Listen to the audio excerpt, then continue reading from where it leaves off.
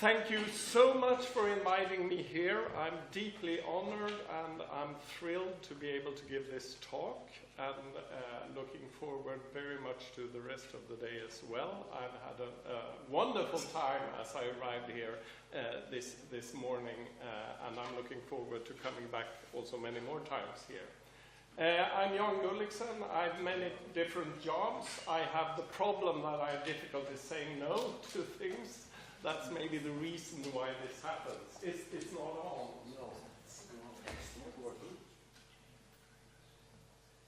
Now it's working. Soon it's working. Do you need me to repeat that? In short, thank you very much. I'm going to give you a picture of different things that are happening and things that I would want to challenge you as a university and as a country on thinking about when it comes to the field of digitalization, and with particular emphasis on higher education. But first of all, a few words about the things that Right Honourable Rector and Professor Gulliksen talked about before. And I come from KTH, the Royal Institute of Technology, which is Sweden's premier technological university in that sense. And what you were hinting at was the possibility of merging together with Karolinska Institutet and Stockholm University.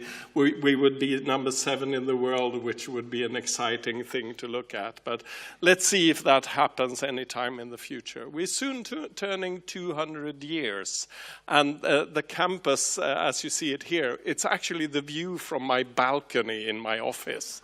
It's beautiful. It just turned 100 years old, so that's very exciting in such. I am Dean of Computer Science and Communication. We have world-leading groups in robotics. This is actually my co-dean, Danica Kragic, who just last week won Sweden's biggest grant ever awarded on 160 million euro for research in artificial intelligence covering 10 years. So it's a very prosperous and interesting work happening here. We're dealing with everything at our school, from speech technology, human-computer interaction, media technology, all the way through to computer science, theoretical computer science, and all the way through to neuroinformatics. And we try to do so by having all of the resources that you can think about in relations to this. I also happen to, in my basement, run Northern Europe's biggest computer.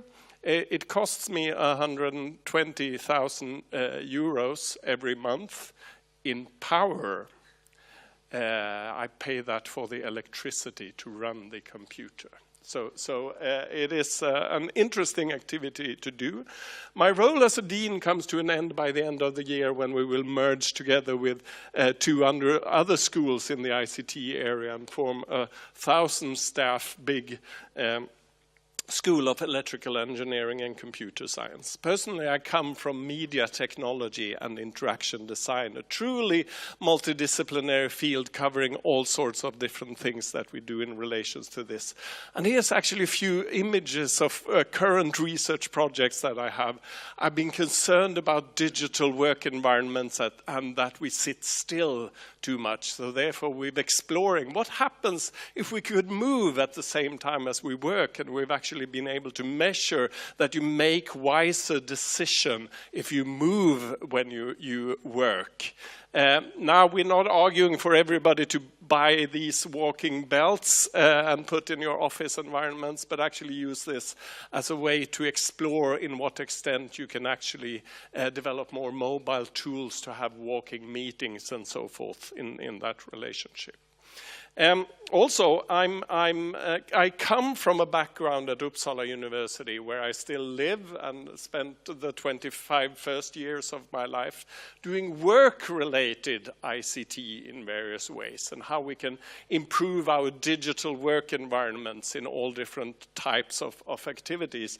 And you see some of these complex ones here, one of which even influences Germany, because this is the Swedish company Vattenfall, cell that produces power, where they make decisions on whether we should store more water in the northern Sweden rivers or if we should burn more coal in Germany. And how do they do that? Well, since they have a deregulated energy market in Sweden, they hired this guy to come in and develop their system. So they've developed a system of their own. And since it's about money these days, earning as much money as possible rather than an engineering task, he brought in the best tool that he could think of for that, Excel. So power production is run through Excel. Fascinating in itself. This is one of the most awful work environments you can think of when it comes to how it influences people. The Swedish train traffic control room, where they make decisions on which trains should be delayed when there's people running around on the tracks or a moose coming in the way of a train or something like that.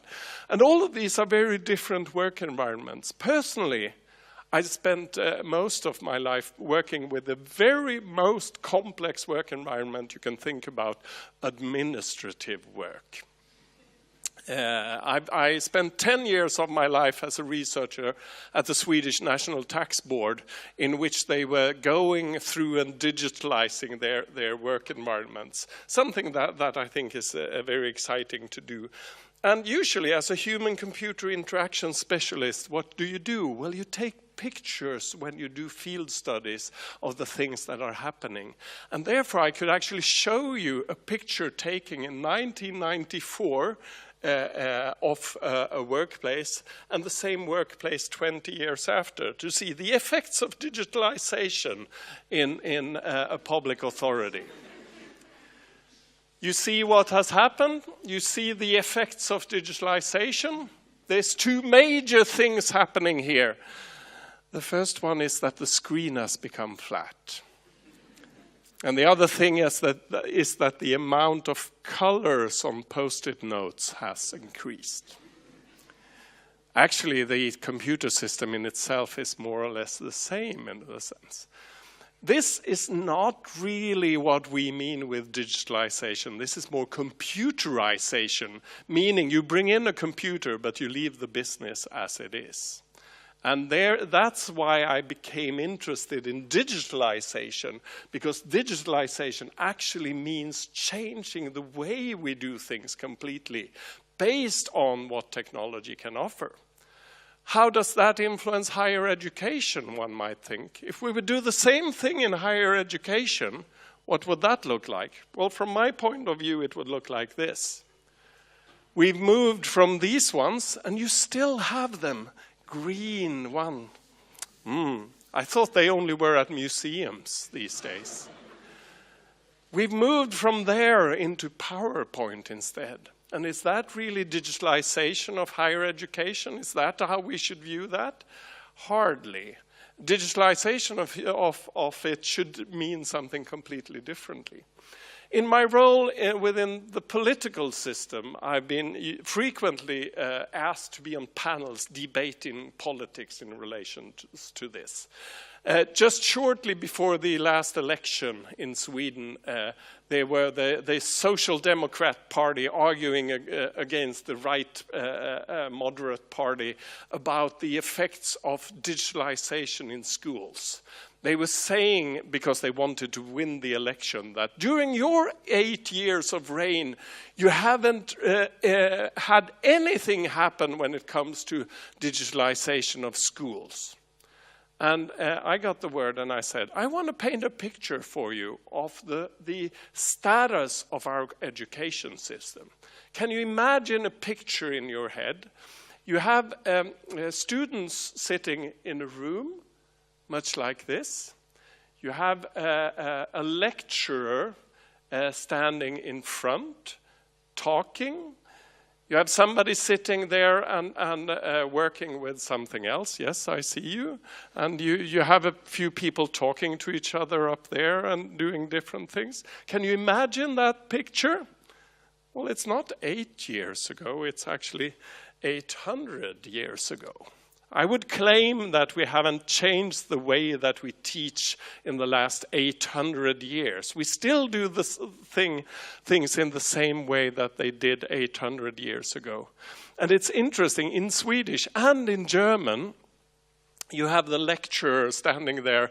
In Swedish and in German, it's Vorlesung, right? Which means read before. That's because there was only one book, so they read it before all the others. We still keep on pretending when we educate that we need to read before the others. And we haven't changed the wording of it in Swedish or in German for it either, in that sense. So if we really should think about what would digitalization of higher education look at, we've seen many interesting examples during the talks today. Somebody talked about the flipped classroom approach, because this is really an inefficient way of communicating. You're sort of sitting there and we're having a one-way communication. You're listening to me, more or less. You could do that at home. Students could do that at home. As a matter of fact, they do already, because they watch different similar talks like this on YouTube before coming to your lecture. And so why should they at all come to the university then?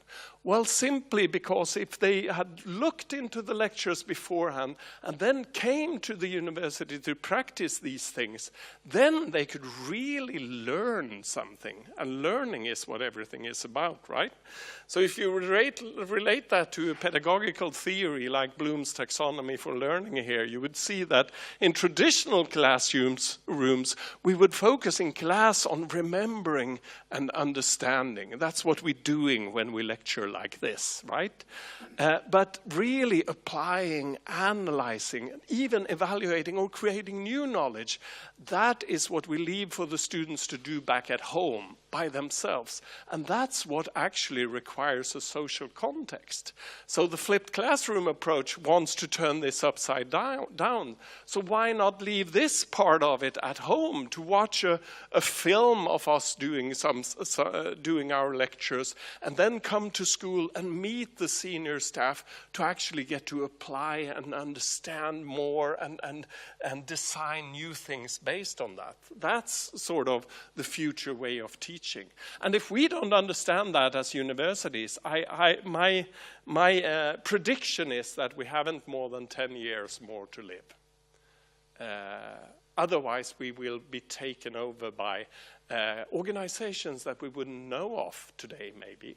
Or maybe it would be YouTube, or maybe a new university appearing somewhere that has a completely different way of working, simply because they're agile enough to be able to pick up new ways of working. And that's a really challenging and interesting way of doing things. So how do we do and how do we relate to that then? Well, the main way that universities in Sweden think about that today is let's do MOOCs. Massive open online courses to be able to deliver those kind of things. Well, the question is, what happened then? Well, at my university, they advertised the opportunity to develop a MOOC, and of course I applied to do one. Was I selected to do that? No. Instead, they selected my colleague, Professor Gulliksen, who's Sweden's first astronaut. That wanted to do a MOOC on how to become an astronaut, meaning that the university saw this as a marketing opportunity rather than as a new way of teaching. And this is a bit worrying in a sense, I would think. In 2012, I got the assignment from the government to run something they called the Digitalization Commission. A commission, that's Sweden's way of running politics. They sort of outsource the analysis work to an apolitical group of people that clearly would work through a problem to come up with proposals on which type of things that you could make as new political decisions. So I don't have any connection to politics. I'm not even actually a Swedish citizen, so I can't even vote in Sweden. I'm not even a member of EU because I'm Norwegian, come to think of it. So I got the task to do this, to lead this commission for 3.5 years, and to work on proposals for the government, what could you do on things, based on Swedish digital agenda, the document to the left here on the image. How many in the room have read Germany's digital agenda, just out of curiosity? Okay, interesting. Maybe you should look that up. So based on such a document, we would try to sort of come up with different solutions. Sweden's digital agenda is extremely old now. It was actually written in 2010. It's completely obsolete. Everything in the document has happened, more or less, in this.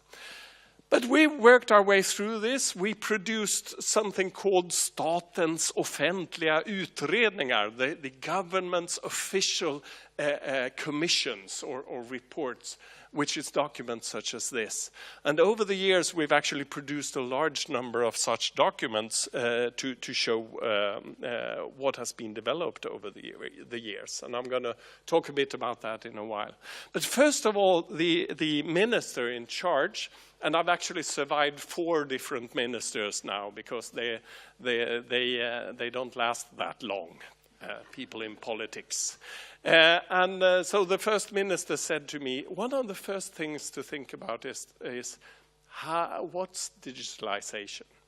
Can you define what it is and what does it mean? So the commission started by exploring what does this actually mean. And we discovered that in Sweden we have one word, digitalization, digitalisering. In English, there's 2 words. There's digitization and digitalization. But I discovered that most people that were talking about this were talking about digitization, meaning they were talking about going from sort of, if the Royal Library would go from documents on paper to documents online instead, which is really digitalization 1.0. The very early on version of this. So what we wanted to focus on is more the societal digitalization, meaning that the business is completely changing because there's new opportunities to do things through the technology. You actually are even possible to do completely new things, starting new businesses based on these things. And that's what we need to acknowledge.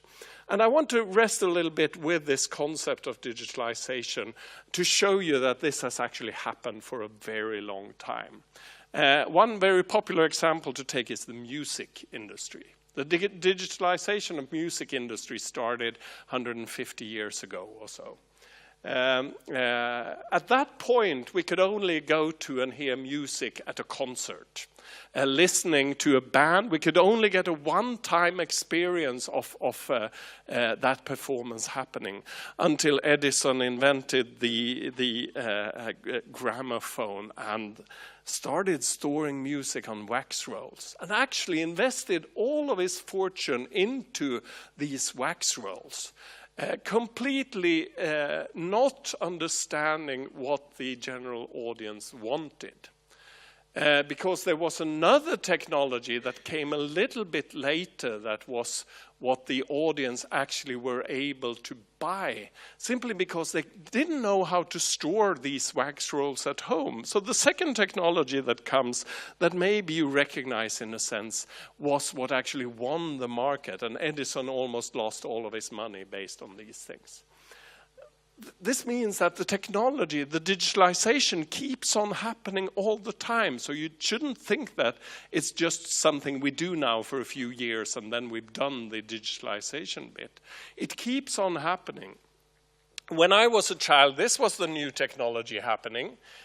I don't know if you remember that. For those of you in the audience that are born before 1970 or after 1970, this is a technology used to record things and copy things. And the Swedish political discussion at the point was, oh boy, what will happen to the copyright and how can we forbid this technology from happening? Or should we put an extra tax on this to pay for those that had actually invented these kinds of things? It was exciting times. When I was old enough to get my own kids, there was a new technology happening. CD disc, compact discs. And I actually know people that threw away their entire collection of vinyl and buying exactly the same music on CDs instead. And I asked them why. And they said, well, it's simply because I'm so proud of my music collection, so I want to have it in a sustainable media that my children can inherit. Boy, were they wrong. CDs were a parenthesis in the history. Because then came other technologies, and you all know what happened afterwards, because you were alive at the time, hopefully. It moved into iPods, it moved into telephones, it started to be distributed in such a way, like this is an example of a Swedish startup company that actually comes out of our university, Spotify, where you're no longer owning music, you're renting music, which is an interesting development in that perspective. Because this is the new thing. You need to have a perspective on that it's not anymore going to be a society based on consumption. What's that going to look like? Let's do a test in here. How many here owns a drilling machine? How many of you that own a drilling machine use it more than 1% of its lifetime? No one. Isn't that a tremendous waste of such a technology, in a sense, that it only lies there in the box that you have for it? And this is simply what this could be about. And this is simply what's happening when sort of new ways of dealing with this happen. So you have Uber, that's a completely new way of doing taxi, or Airbnb as a completely new way of renting a hotel room. The world's biggest hotel that doesn't own any hotel rooms. Or actually, as a girl in Uppsala, where I lived, invented, she said, my toilet is used a very short amount of the time that I have it. Let's share that on the internet. So she started Airbnb. And so there's different new mechanisms that you can have, new business models that can occur based on those things. Over the years, we've, in the Digitalization Commission, produced a number of different reports, and this is the current digitalization minister that I serve under in Sweden. Here are reports relating to digitalization of schools, on digital skills and lifelong learning, on open data and data science, on ICT for sustainable climate, and other things in relations to that. I'm not going to go through them in detail, but they're there online in Swedish, because this is Swedish politics. But Google Translate works fairly well in relations to managing things such as that. Also, I got this task at the same time to be the digital champion of Sweden. It's an interesting task. When I got that, I asked my rector at the university if it was okay that I took this task, and he just looked at me and said, yeah, you can do that, but you don't get any leave of absence from the university to do that. Oh, okay, I said, and by the way, he said, my dog has become a champion. So that was his view of how prestigious an award that was. The work description is a high-profile, dynamic, and energetic individual responsible for getting everyone in the country online and improving digital skills. Easy, right? Well, that was what the first commissioner in charge, Nelly Cruz, thought, because she said that Sweden is the best country in the world when it comes to digitalization. So you can just go and teach everybody else how to do things. And I said, I don't think that that's the way to do things. I actually think that if we're in the leading position, we need to come up with new ways of doing this, simply to be able to stay ahead and keep on developing all the times. So one of the things that we were looking at was to look at, well, how good are we doing then?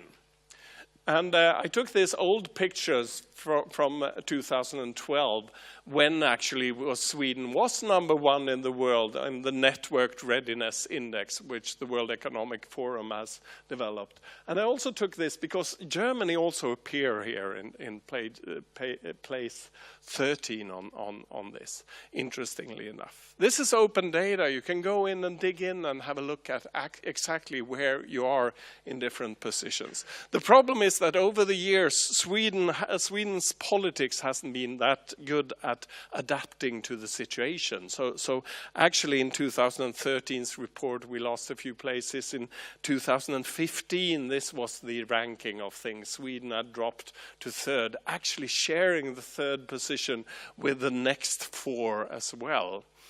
So we're not doing that good. This is World Economic Forum making the illustration of things. And as you can see, if you follow the white line, they didn't even know where Sweden is. So we're not doing as well. Germany has lost a few positions in this race as well, and you can think about and discuss why that happens. Clearly, if you go into data and look at that, one of the reasons Sweden has lost is because skills. We're losing in terms of skills. That's not the self-image that Sweden has of itself. We think that we have among the best schools and universities that is. But in the global competition, we're losing the game when it comes to skill development. So that's really something we would need to work with. I was showing the digitalization minister this a few months ago, saying that Sweden is actually on place 34, just after Malta when it comes to digital skills. And he looked a bit upset from some time, and then he looked down the list and saw, well, we're at least 2 places ahead of the United States. So he was happy about that. You can look into other measurements as well. The European Commission has made this Digital Economy and Society Index, ranking the European countries when it comes to digitalization. And here is the recent one where Sweden is now #3, actually #5 if you would take in Norway and Iceland as well in this. Germany is close to the average in the European Union, which confused me a bit. I thought that it was better, at least that's our perception of that, and it would be interesting to hear your reflection of why that is the case. We've also been dropping positions in this, and you can go in and play around with the data here and put different weights on different things to see what is happening. And one of the interesting things to look at is my own research field, the administration. So let's just look at that part, the orange part of it. Then you see that Sweden would be down to the 8th position in this, and Germany would be well below the European Union average as well in relations to that.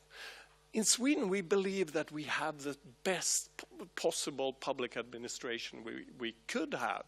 But apparently we're sort of losing way much, simply because we're not very good at collaborating between different public authorities.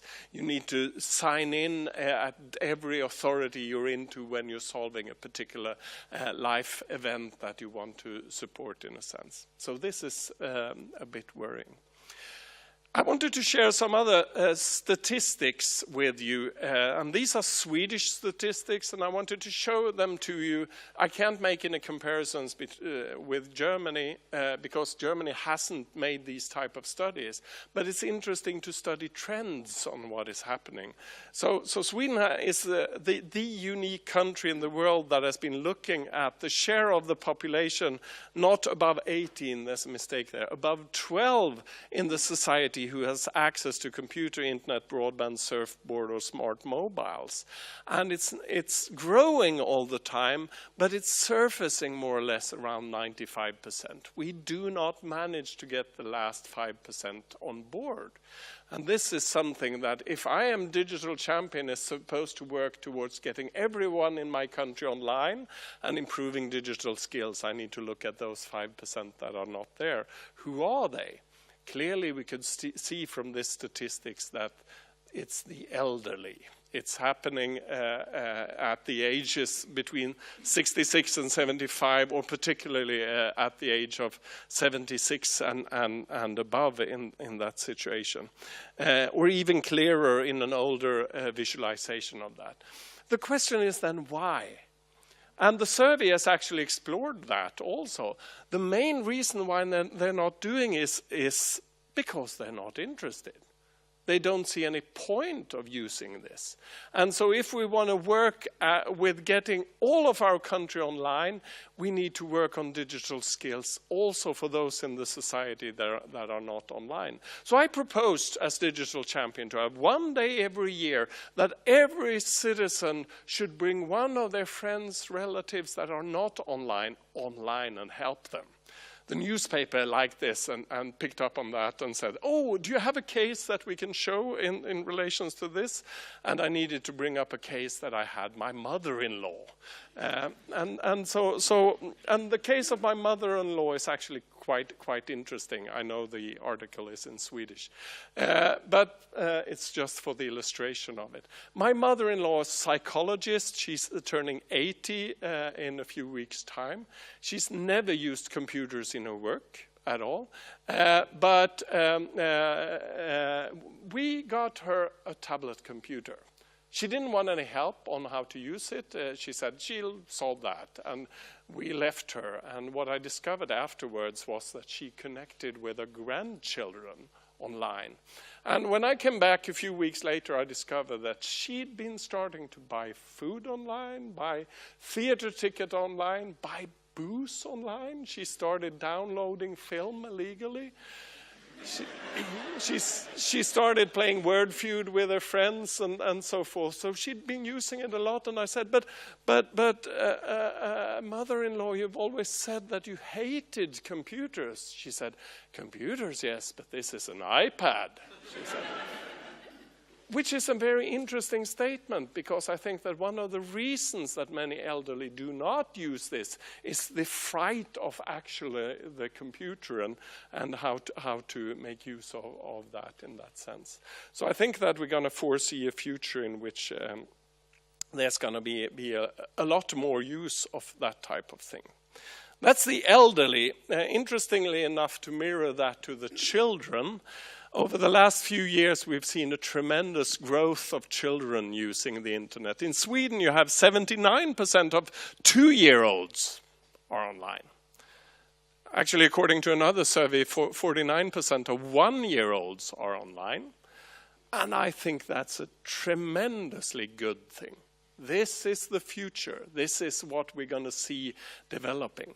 And actually what we're seeing in the survey, if you dig into that properly, because they've asked quite a lot of different things, is that already at the age of 6 or 7, the amount of time that children spend on searching for facts online is higher than the amount of time they spend on video games. It's higher than the amount of time they spend on social networks, for example, in that. So this is a very good source for teaching things. So what's happening in the school? When my son comes to school, he needs to hand in this. He can't use this in school because they say, this is a discipline problem. And I think that that's one of the most worrying things that can happen. So he gets a book. His social science book says that Germany's prime minister is called Helmut Kohl. Well, that's what happens when you don't have an updated book on those things. Another thing is that we've talked about a little bit today that I wanted to touch upon as well is what's happening to the future labor market? What's happening with our jobs due to digitalization? And this is from a study made at Oxford University that has been translated into Swedish conditions by a Swedish-German guy called Stefan Fölster. And he's heading the Reform Institute in Sweden, and he does these type of surveys. The report, which is also only in Swedish, says that every second job will be automatized within the next 20 years of time. every second job. 50% of all jobs will this happen to. And what can we learn from that? Well, he's actually gone through all different types of professions to try to figure out which one has the highest likelihood of being replaced by a computer and which has the lowest one. And then they've graded all of them using future studies methodology in that sense. And let's have a look at the top 10 and bottom 10. We don't have the time to let you guess who they are, but the interesting thing is that if I would let you guess, you wouldn't be able to guess the first one, where 98% of everybody working within it will be replaced by a computer. That's actually photo models. We still today editing the pictures so much that within a very short future you won't even need a model to be able to make a glossy magazine. But apart from that, you will see that here you have jobs that are not involving that much of academic skills. They may be dirty jobs, they may be heavy jobs, they're not jobs that you can develop a lot within those types of jobs. These are the ones that are disappearing, and they're disappearing rapidly. For example, in food shops, the cashiers are sort of disappearing very quickly in Sweden today, being replaced by automatic cashing machines and so forth. And which are the jobs that will not be affected then? Well, many of them are actually people-oriented, like priests, pastors, teachers of various forms, lawyers, CEOs, politicians, rectors, and professions such as that. So there is a difference, and I think we need to understand this to be able to see what is happening. This is actually from the studies made by Carl Benedict Frey from Oxford University, and the picture that he had in his study that is available free online as well. You would see that the lowest probability of computerization is management, business, financial, computer engineering and science, education, legal, community service, healthcare. And the biggest effect would it be on service, sales and related, office and administrative support. The problem is that the Swedish politicians has taken this as a basis to say that, well, digitalization must be something bad since it's keep taking our jobs. Our goal is to have more jobs in the future. The goal of the Swedish government is to have the European Union's lowest unemployment rate by 2020. That's the overall goal, the major goal for the government. Well, the problem with these studies is that they're not showing the new jobs that are appearing. And there's a lot of interesting things to look at if you look at the new jobs. And these studies have not been published yet. But I asked Carl to get if I could get some data to be able to show on what is happening. And he said, well, I don't have any data to show, but I can give you a hint. If you look at LinkedIn, for example, look at the 10 most growing professions on LinkedIn, you would see that 10 out of 10 didn't exist 10 years ago. 8 out of 10 is within computing, in a sense. And I said, I need to look at what does that look like. It's very interesting. So here we go. iOS developer, social media intern, Android developer, data scientist, user experience designer, Zumba instructor, big data architect, cloud service specialist, digital marketing specialist, or beachbody coach. So if you don't know what you should tell your children to educate to, here's the list that you should focus on.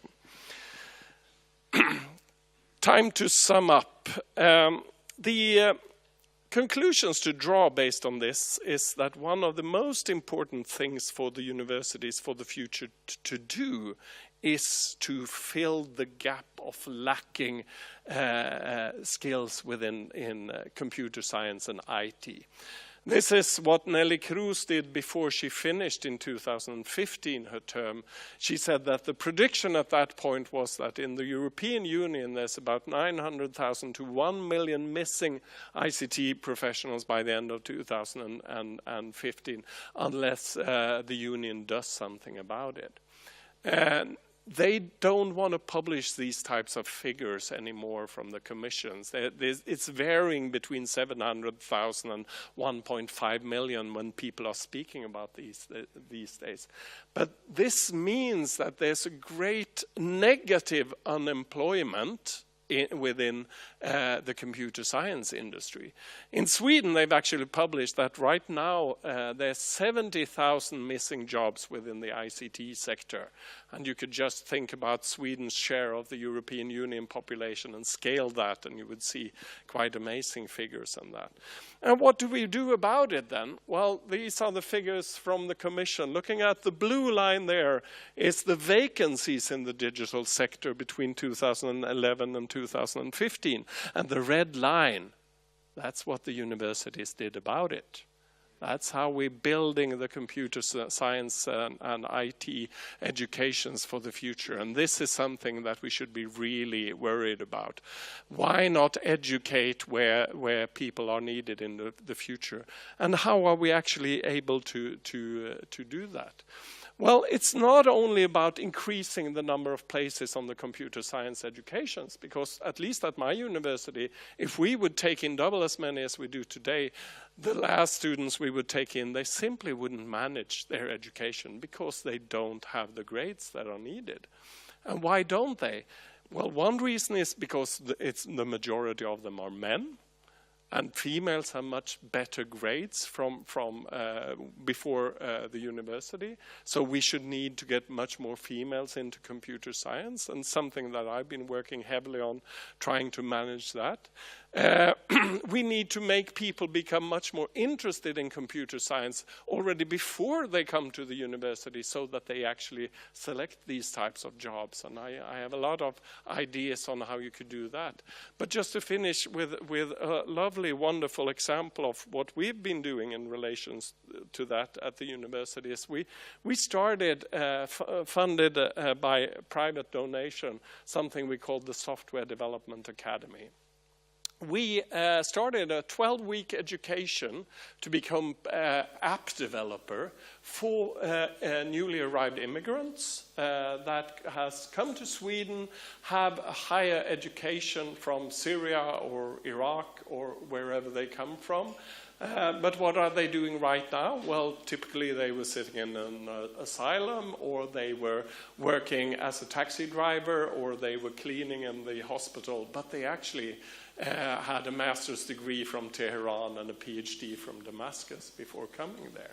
So we admitted them to the education, 12 weeks full-time education, and then I visited them the first course on this after 11 of the 12 weeks and asking, what do you think about your education? They said, we only have one problem. Yeah, and what's that? It's so difficult to have lunch. And I said, what do you mean? Well, we can't go out of the building because there's so many headhunters standing outside offering us jobs based on this. So we wonder how to do that. Is it possible to say no to a job when a headhunter asks you? Is that something you can do? So now this funding organization has said that, well, okay, you educated 25 as a trial thing. Now we want you to do 250. And I presented this for the European Commission as well, and got very impressive feedback back. I mean, from the Minister of Education in France. They said, well done, Jan. This is the first time we've heard anybody say anything positive about immigrants. And so clearly here there's an opportunity to get to fill these jobs that nobody's there to fill these days, to lower the negative unemployment rate within this area, simply by educating a few of those that aren't able to do that. The problem is that in Sweden this is illegal. The university cannot do this, because in Sweden the universities need to provide an education that is freely available for everybody. So we cannot do that unless the lawyers at the university said, there's two ways of getting beyond that. And I said, oh, okay, what are those? Well, the first one is you go to the Prime Minister to ask for an exemption from the law. And I thought that will take 2 years before I get that through. And what's the other thing? I said, well, that's if you make a commissioned education. Well, Well, I said, a commissioned education, that requires that their employer pays for the education, right? Yeah, but immigrants doesn't have an employer. Right. So what we did then was we found a headhunting company that actually employed everybody just to be able to give them this education. That's the way to work past the system to manage what you're doing. But clearly I would want to collaborate with anybody in Europe that are willing to start these types of initiatives, because we sort of want to push this further on. These were a few of my first notes in relation to this, and once again, thank you very much for letting me address these issues here.